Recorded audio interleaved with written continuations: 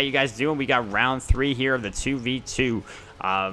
This has been a really interesting, interesting time in general. A lot of upsets this time around. Nuda and oh my god, Matrix actually got taken out. Yeah, got taken out early by who was it? Lambut and low-key Eric. Yeah, real surprise. I definitely thought Matrix and Nuta would be making it to the end. They're really good players, but apparently they're not that good in 2v2. Okay, that's a sweeping statement, or Lambut and Loki Eric are gods. Naji Yaiba and Hawken also fell actually to Hatmaster and Define, so the brothers are on their way up here. But here we have the team of Cosmos and Brosidon. Brosidon is Destiny. Destiny's a mod in my channel. I've been a long-time viewer and more recent mod in my channel. Overall, good guy, or else I wouldn't have modded him, right? Although you can't say the same for all my mods. Hi. But yeah, he's they're looking to make some strides here. They've been doing very well throughout. Cosmos, you kind of expect it out of Cosmos. Destiny's kind of the question mark in this tournament. A lot of people saying, well, Cosmos will probably win if Destiny if Destiny shows up. Like, is Destiny good enough? Not a lot of people see him that often, Destiny, because he doesn't play in the 1v1 tournaments. So there's a lot of damage. Oh wow, Jesus Christ, a lot of. If he has a 3 here, I don't know if he does actually. He might not have. Oh, well, there we go. Gets him with the 1 anyway. Destiny looks like he stepped up quite a bit there. I mean, rose to the occasion. It went into uncharted territory there too. A little bit of scary, as a little bit of dicey play. Anything could have went wrong, but he. Oh wow, that's done. But yeah, he came away with it. Being rude, stuffing that back. Yeah, really. But on one side, on the blue side, it looks like we got a tank meta. We got Ravan, who we've seen has crazy potential in this game mode, as well as the Cabrakan, very tanky lineup. I'm expecting to see Cosmos go into a little bit of damage as well as some defense. We'll see how that turns out though into the late game of Skadi, who is very good. Oh, also, are you synced with me? I believe so, yeah. Okay, cool. All right, 150? 155. Yeah, pretty good. Good. All right, just making sure. We actually see the Lono's mask picked up here by the Cabrakan, an item that I have legitimately never seen and know nothing about. And I feel like mad people get triggered when I know nothing about items. But come on, they're adding so many things and they're changing so many items at the same time. You guys, it's like I can't keep up. There's so many. All these masks are popping up. What does this one do? This is the physical version of. No, is it? I don't know. So let me break it down for you. So.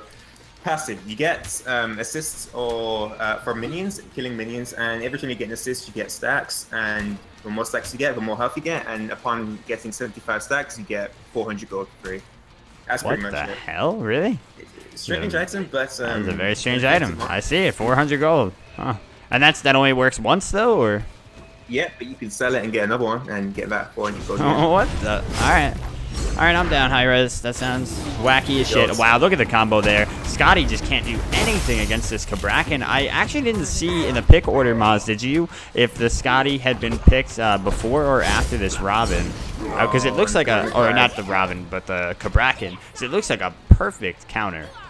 Yeah, Cosmos on that Cabrakan, really good counter pick, able to lock off that Skadi, and there's nowhere she can go, there's nowhere she can run. Ymir not exactly the best character to help get Skadi out of those walls. So yeah, it was just really rough time for this Skadi in this matchup. Props to Cosmos if we could counter pick it, not 100% sure on that, but good counter pick. Yeah, this beefy team is actually coming up so strong. Like we've been talking about Robin being such a high priority pick. He's actually going to be more of the damage oriented character in this game. It looks like going straight into what could be, I don't know. I mean, it could be a stone cutting. It could be a heart seeker. I doubt. Yeah, heart seeker. That's the you one. think it is? Yeah. Really? Oh wow. It could be both, but it could be both. But I think it could be either. But I think that the cheaper and more cost-effective item will be heart seeker. But all coming out from Cosmos, these extended, huge amount of damage. But it's just going to be another dead Skadi. No, this time she gets away with the help of that movement speed off of her off of her 3. So finally, Birma able to withstand that. they really need to get Bierma some farm here and get her online, because she's the only one that's going to be able to shred through these tanky targets. If she gets to late game, it'll work out well for her. But as you see, she's actually opted into a breastplate here, either going Nemean or going for a breastplate of Valor. And it's, I mean, it's questionable. She needs to get her damage online soon so that they don't just get snowballed over. But in the same, in the same vein, she needs to get defense online so that they don't get snowballed over and don't just get completely ran over. Wow, see that again, 2v1. Commander Clyde was not able to offer any support in that engagement for her, because it's just the movement utility of Robin. Yeah, I do like the defense pickup, especially since he's going against Robin, and Robin's the one who's building the defense, so getting some mitigations against a huge damage coming out from Robin, I don't see it as much of a problem, so long as he's using it to survive in his early game, and eventually he will get more damage. Yeah, no, definitely, for sure. I just worry about how quickly the Robin could make this game end before she actually gets to have her impact, But it kind of just seems like that's the comp, either way, so this game, whether she goes damage and dies instantly or she goes defense and is kind of irrelevant for a while, either way they're in for an extremely rough time. Yeah, agreed. Just so hard for Skadi to deal with this. Yeah, we're seeing that the comps in this game mode just matter so much. It seems the pick ban strategy in 2v2 seems who the caster be insanely important. Oh, and sorry, I forgot to turn off the notifications. I'll turn them off now. Sparky, thank you so much for the 10 months. The caster is Maserati's, as always. Sorry, I don't think I repeated him at the intro again. Sometimes I forget. I'm sorry, Maserati's. I am Maserati's, as you say. Hello. For sure. You actually do a good impression. It's actually pretty impressive. Right? Dude, my impressions are actually pretty good. Well, I wouldn't go that far to say all impressions are pretty good. But my impressions are pretty good. I'm just going to say that's the reason Jen is with me. That's the she used to love my impressions. Well, you know what to do, guys. If you find yourself trying to win a girl's heart, it's all in you, Oh my god, this man Cosmos trying desperately to hit Commander Clyde, but is slipping on ice so much that he's just breaking his own walls down, allowing Vierma to escape. Really failed engagement there, although they only used one ultimate.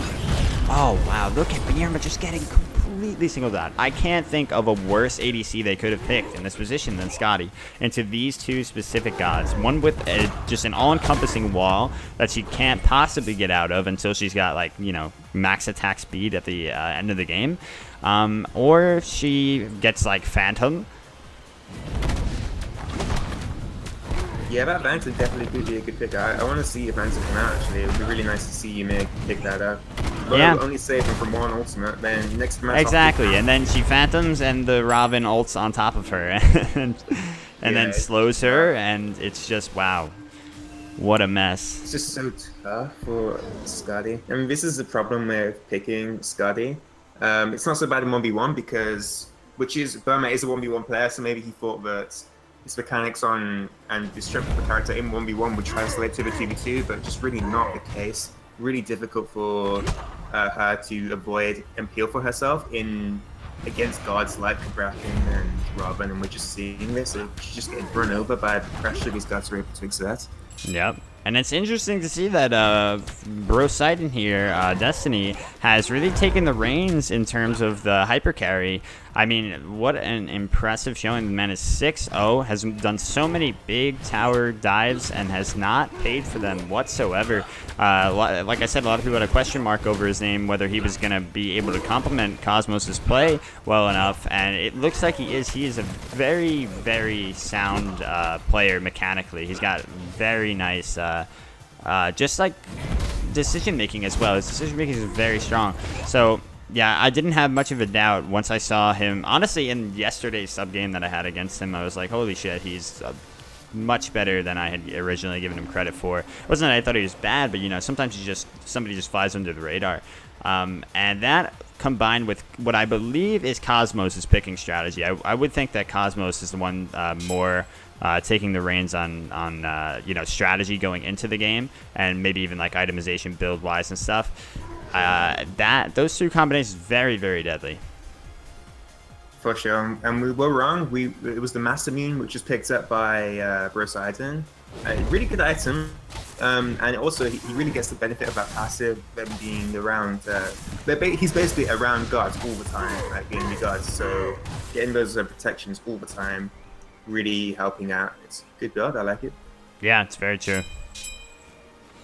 FG goes down, and oh, so Lono's mask evolves now.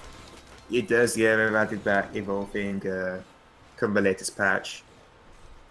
Although I'm not sure what it does. Yeah, no, I don't know how I feel about these evolving items. Like, Smite is already so complicated as is with the itemization. I don't understand why you would also add in evolving items. It just seems so over the top. I think in the case of Lono's mask, I think it just evolves once you hit those 75 stacks to show that you've got that 400 gold and the item's spent. Well, you do get extra health from it as well, but just like it shows that you've got those 75 stacks.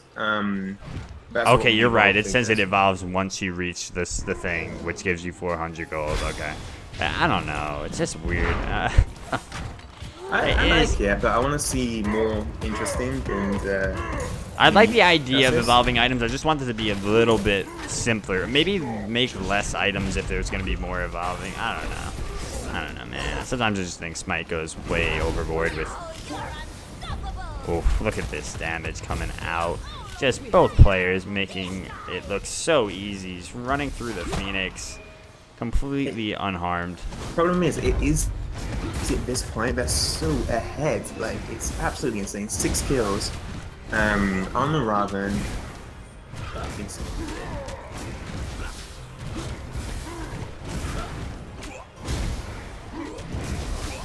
Oh, wow. And by the way, I don't think did you point it out, or neither of us were right about what he was building into? It was actually mass immune.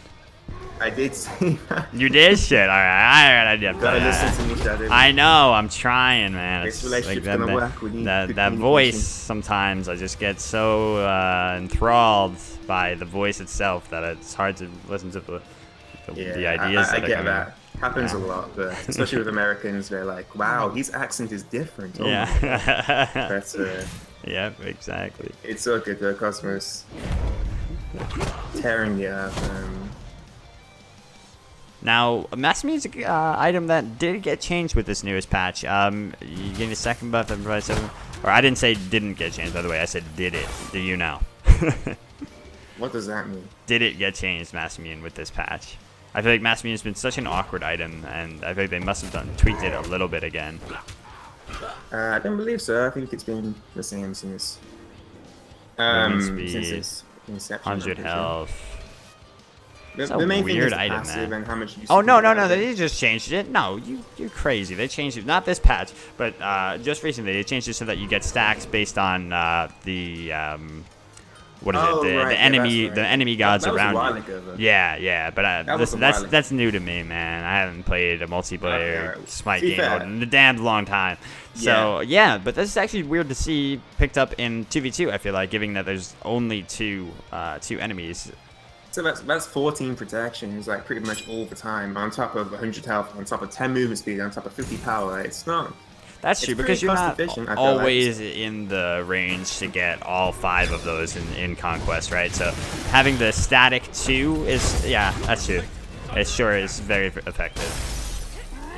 Oh, and they did buff it, by the way. They increased it from 5 to 7 and gave it the health. It didn't even have health before. Oh, wait, never mind. That was before. Never mind. No. No, I can't keep track of everything high-res does. Yeah. More dominance coming out from the boys here. Will either of them go down, or will one only die to the tower like in the last match, the last moment? It looks like Cosmos wants to style here, but they end it a completely perfect game. Yeah, complete dominance coming out from Cosmos and Brosidon. Really good play, and I want to see Raven get banned. Oh yeah, Sam, An absolutely. absolutely Or just unstoppable force. I don't know what you can do to control that god in terms of counter picking it, to be honest. But you know, I would love to see that as well, even more than a ban, because then it would mean that there's more room for balance as well. You know. But I feel like GG. I feel like players are thinking that late game guards are good in this game mode. I don't think that's the case. I think early game is where this game mode is at, and I really want to see more players recognize that and take advantage of that. Yeah, because it's the Bull Demon King is so easy to take down in a 2v2 scenario, whereas in a 1v1, you know, you can't rely on that early game because the Bull Demon is so finicky. Some gods can take it down very quickly, like the gods that are already broken and, you know, will scale well into the late game, but the early game gods like the better like Guardians, you know, for example, they can't take it at all. Like they can, you know, under crazy circumstances where they've snowballed beyond belief, take it. But it's not that case in 2v2. You can kind of seem to build your comp around the early and mid and just pressure your opponents to the breaking point. Name of the game is Pressure, and Cosmos and Poseidon, Nobody. GG. Damn, that was good.